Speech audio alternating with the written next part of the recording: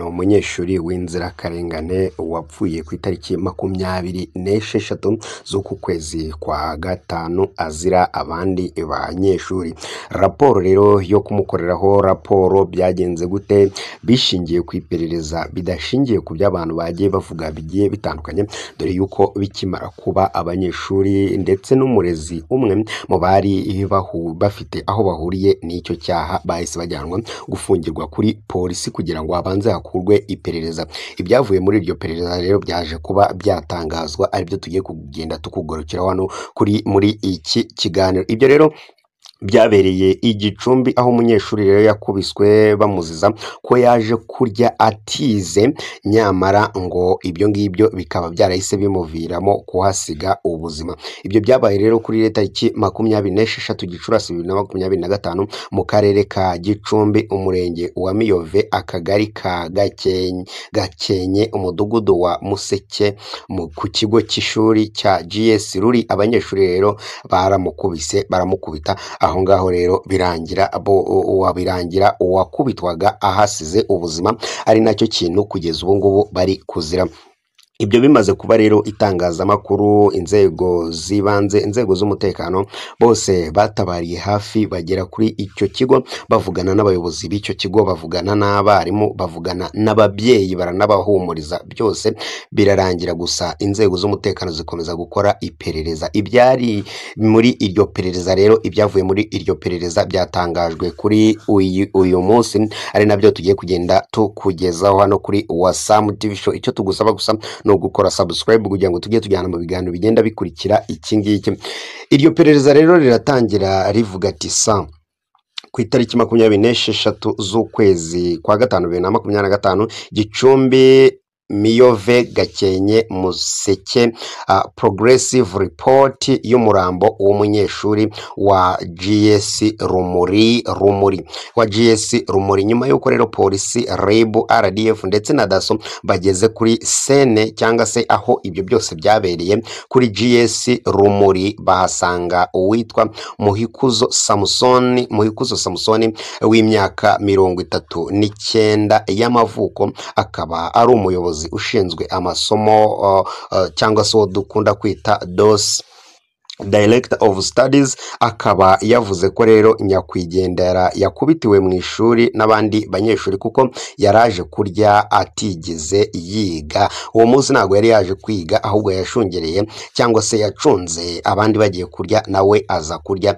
nyamara uwo munsi ataje kwiga. Abo banyeshuri rero bakaba baramukubise, bakaba batubwiye yuko bahawe amabwiriza yo kumukubita n'umwarimu wabo witwa Nibagwire Karine w'imyaka 35 y'amavuko. Ni mwene Hakizuwera Antoine Nyiranduhije Rebere. Abanyeshuri rero ni abangaba bakurikira baje gukubita uwo mwana, ndetse n'ukuntu bagiye bamukubita umwe ku wundi, avaho hajyaho undi, umwe amukubita iki, undi amukubita iki, kugeza hafashwe icyemezo cy'uko agomba kubahunga. Mu kubahunga rero akaba ari naho urupfu rwiwe rwaje kuba rwanakomoka. Reka tugendane uraza kugenda ubyumva. Uwa mbere yitwa Ndahiro Kiza Benjamin w'imyaka 14, yamukubise urushyi rwo mu mugongo. Uwa kabiri ni Ishimwe ry'Imana Vani Claude, uyu nguyu nawe afite imyaka 14, yakubise nyakwigendera urushyi rwo mu mugongo nawe. Uwa gatatu ni Twiringiyimana Eric w'imyaka 15, yakubise nyakwigendera umugeri wo ku kibuno. Nizeyimana Eric w'imyaka 14, yakubise nyakwigendera umugeri ku kibuno nawe. Naho Hakurimana Dominique w'imyaka 15, yakubise nyakwigendera urushyi rwo mu mugongo.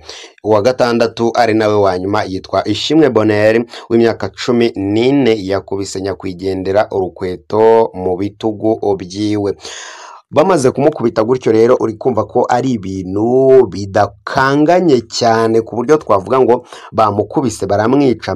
Byahise bigenda gute kugira ngo ahite ahaburira ubuzima? Aba banyeshuri rero babwiye babwiye abakoraga iperereza bababwiye ko bamaze kumukubita yabacitse ariruka agwa mu muferege ufata amazi ava ku ishuri ufite uburebure bwa metero 1.5 ubwo ni metero 1.5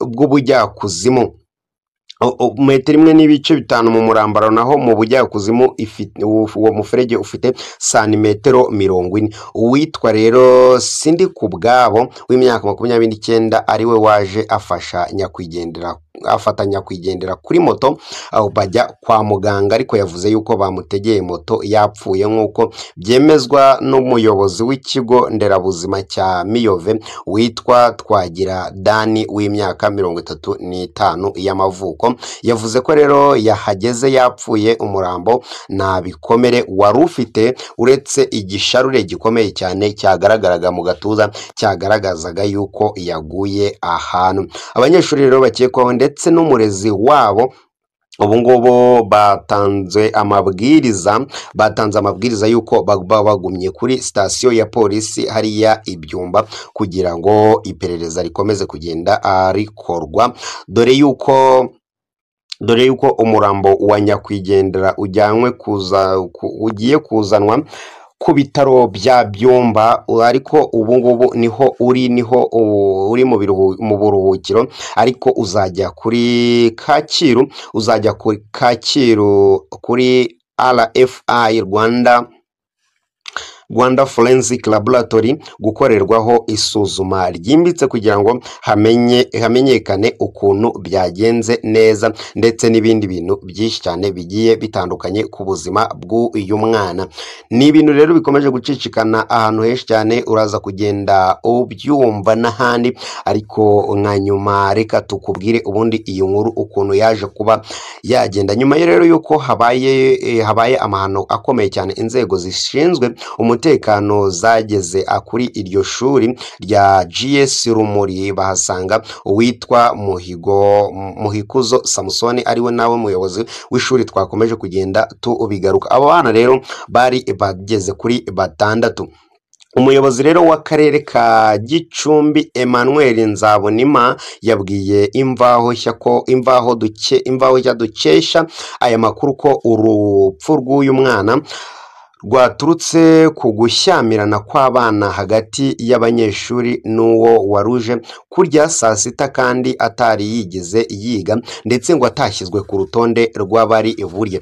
Yavuze yuko rero biracyakurikiranwa kugira ngo hamenyekane neza icyamwishe. uri kumva nagera Kacyiru kuri Rwanda Forensic Laboratory niho hari bumenyekane igisubizo cya nyuma. Yakomeje agira ati rero abayobozi b'iryo shuri batubwiye amakuru yandi yuko bagaburira abana cyangwa se batangira kubara abana bari bugaburire mu gihe cya mu gitondo cyangwa se mu gihe abana bari kugenda biga. Rero ngo hari haje abanyeshuri bagera kuri 51, akaba ariyo masahane yateguwe, abandi bakaba batayigeze bategurirwa amasahane.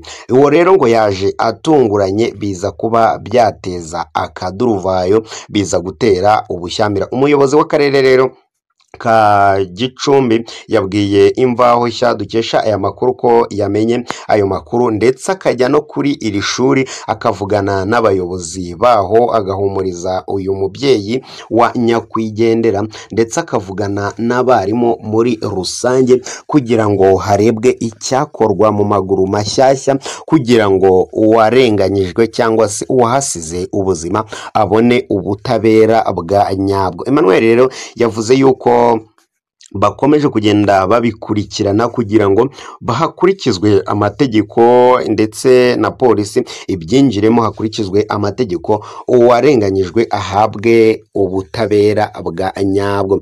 Iyi ni inkuru rero ku munsi w'ejo ndetse n'ejo bundi yasitiritinze cyane, ariko niyo mpamvu tuyigarutseho muri aka kanya kugira ngo tukubwire iriya raporo y'ibyavuye muri ubwo bushakashatsi cyangwa se icyo twakwita nka investigation, icyabuvuyemo ni kiriya nuko basanzwe yarapfuye bitewe nuko yikubise hasi abandi banyeshuri bari bamukanze cyangwa se bamukubise akabacika akiruka. Noneho ubu nabo bari kugenda bagira byinshi cyane bakomeza kugenda abasobanura. Naho iyi ngiyi ni Wasam TV show twakugarukiragaho kuri ibi ngibi. Icyo tugusaba gusa no gukora subscribe kugira ngo tujye tujyana mu biganiro bigenda bikurikira iki ngiki. Iyi ni Wasam TV show, ugira ibihe byiza.